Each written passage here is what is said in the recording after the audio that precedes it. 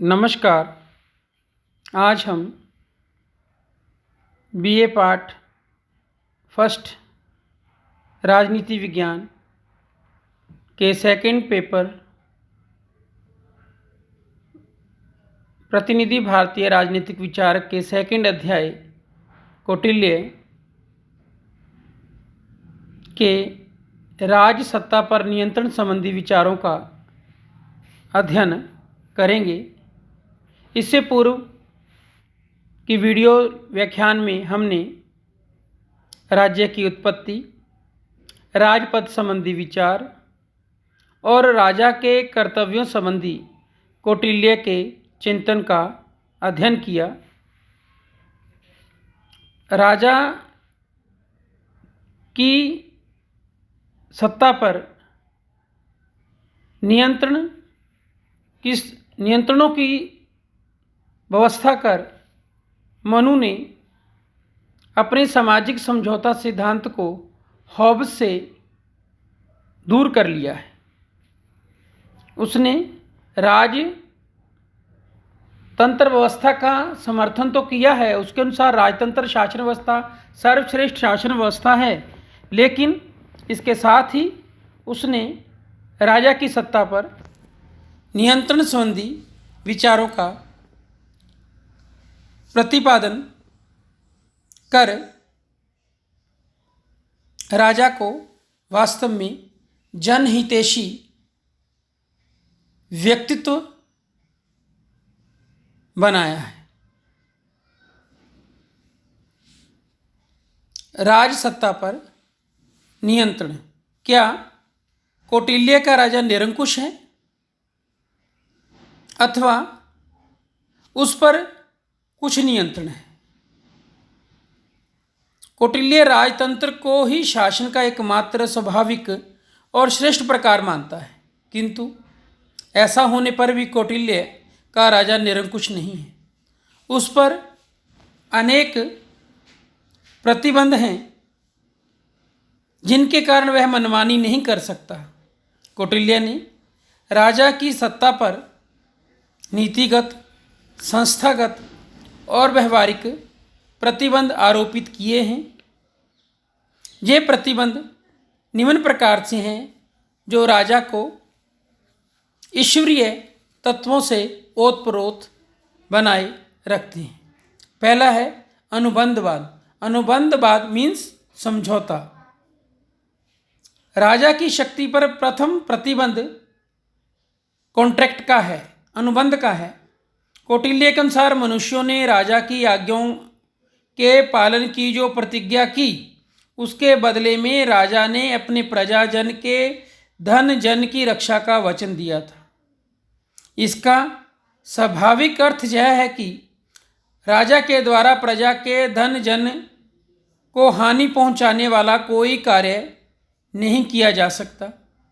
कौटिल्य ने एक स्थान पर बताया है कि राजा की स्थिति वेतन भोगी सैनिकों के समान ही होती है। इसका आशय यह है कि राजा कर्तव्य पालन के लिए बाध्य है और वह राजकोष से निश्चित वेतन ही ले सकता है। कौटिल्य के राजा को मनमाने ढंग से आचरण करने एवं राज्य की संपत्ति से भोग विलास के लिए साधन प्राप्त करने का अधिकार नहीं था। इस प्रकार हमने कौटिल्य के विचारों से जो है ज्ञान प्राप्त किया कि कौटिल्य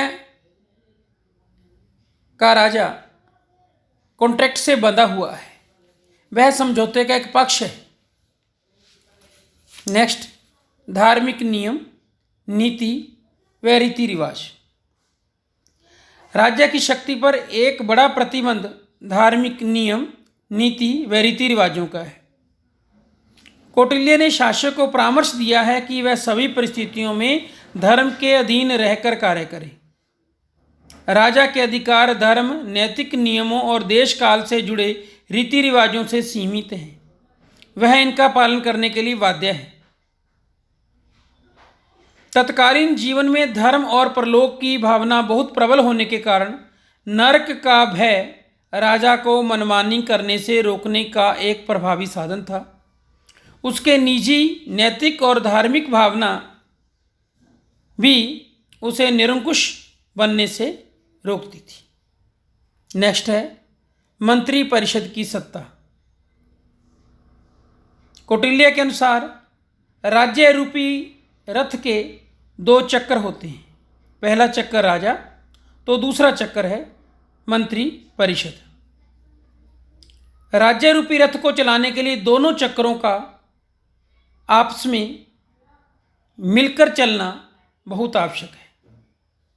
न तो अकेला राजा राज्य को चला सकता है और न ही मंत्री परिषद अकेला राज्य रूपी रथ को चला सकता है। शासन की शक्ति अकेले राजा में निहित नहीं है, वरन उसे अपनी शक्ति का प्रयोग मंत्रियों की सलाह से ही करना है। कौटिल्य ने शासक को सलाह दी कि वह स्वयं की इच्छा के विपरीत होने पर भी मंत्रियों के विवेक सम्मत परामर्श को स्वीकार करे। उसने राजा को मंत्रियों के परामर्श की अवहेलना करने के दुष्परिणाम बताए। राजा को प्रभावपूर्ण शब्दों में कौटिल्य ने चेतावनी दी है कि मंत्री परिषद और सभा आदि परामर्शदात्री संस्थाएं राजा की सत्ता पर एक प्रभावी संस्थागत नियंत्रण है। नेक्स्ट है जनता एवं जनमत का नियंत्रण। कौटिल्य ने शासक को जनता और जनमत के महत्व के प्रति सचेत किया है। उसने इस बात पर बल दिया है कि राजा के लिए जनता के हित और दृष्टिकोण की अवहेलना स्वयं उसके लिए गंभीर परिणामों को जन्म देगी। कौटिल्य की स्पष्ट मान्यता है कि यदि शासक जनमत की मतलब पब्लिक ओपिनियन की अवहेलना करता है अथवा जनता के विरुद्ध दंड की शक्ति का दुरुपयोग करता है तो जनता उससे घोर असंतुष्ट हो जाती है और ऐसी स्थिति में कौटिल्य ने प्रजा को राजा का परित्याग कर देने का अधिकार भी प्रदान किया है। कौटिल्य का स्पष्ट विचार है कि निरंकुश राजा की अपेक्षा राजा का आश्रय प्राप्त ना होना ही अच्छा है। नेक्स्ट है राजा का व्यक्तित्व, राजा का शिक्षण एवं प्रशिक्षण।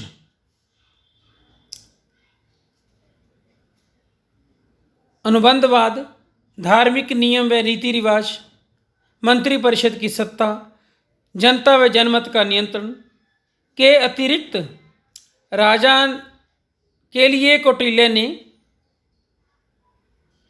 निरंकुशता पर अंतिम किंतु एक अत्यंत प्रभावशाली प्रतिबंध राजा के व्यक्तित्व तथा उसे प्रदान की गई शिक्षण प्रशिक्षण के आधार पर लगाया है। कौटिल्य ने राजा को अनेक मानसिक और नैतिक गुण बताए हैं और इस प्रकार का सर्वगुण संपन्न राजा अपने स्वभाव से ही निरंकुश नहीं हो सकता है।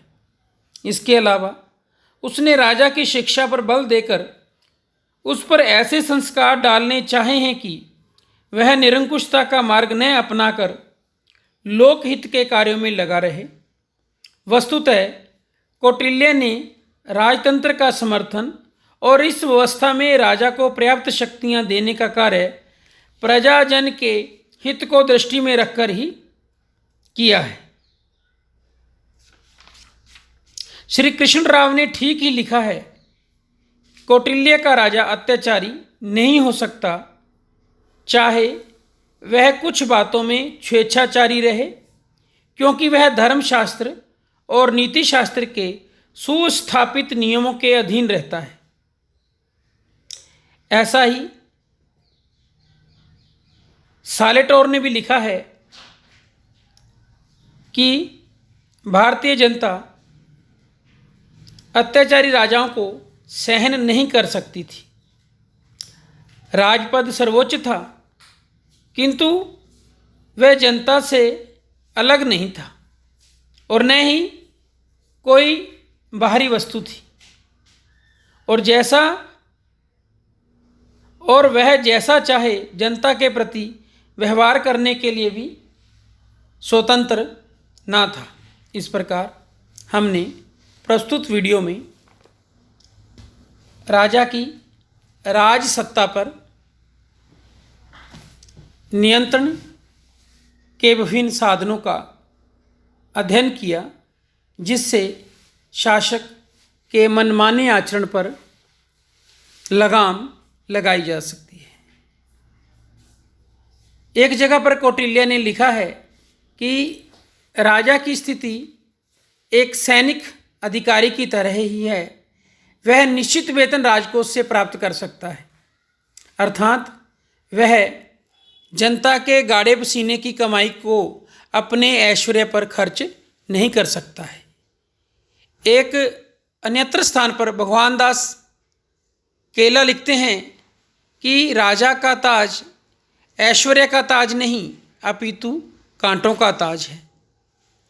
उसे ऐश्वर्य के कारण नहीं अपितु सेवा भाव की प्रेरणा से ही ग्रहण किया जा सकता है।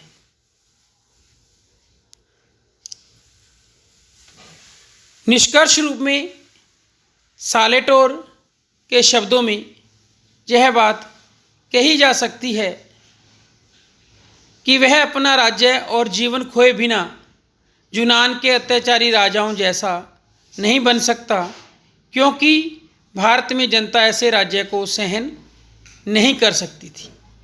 यद्यपि राजा का पद सर्वोच्च था, किंतु न तो वह जनता से पृथक था और न ही उसके लिए विदेशी। वह जैसा चाहे जनता के प्रति व्यवहार करने के लिए स्वतंत्र न था।